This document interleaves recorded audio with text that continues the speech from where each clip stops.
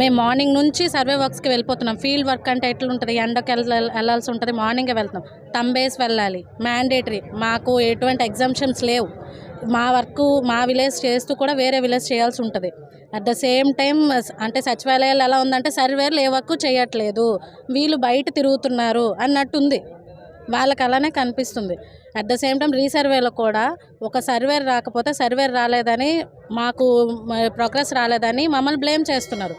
కానీ రెవెన్యూ వాళ్ళు ఎవరు రాకపోతే వాళ్ళు రాలేదు, మీరే వర్క్ చేయండి, వాళ్ళు కూడా మీకు రాదా అని మమ్మల్ని అడుగుతున్నారు. ఇక్కడ మా వర్క్ ఏదైతే ఉందో మేము అదే చేస్తున్నాం. కానీ రైతులకు ఎలా పోర్ట్రేట్ అవుతుంది, వాళ్ళు కనబడకపోతే సర్వేర్లే తప్పు చేస్తున్నారు, సర్వేర్లే మా లైఫ్లు తీసేస్తున్నారు. అలానే ఉంది. పిల్లలు ఉంటున్నారు, మేము ఇంటికి వెళ్ళి చూడాలి, పిల్లల్ని చూసుకోవాలి. మాకు ఫ్యామిలీస్ ఉన్నాయి.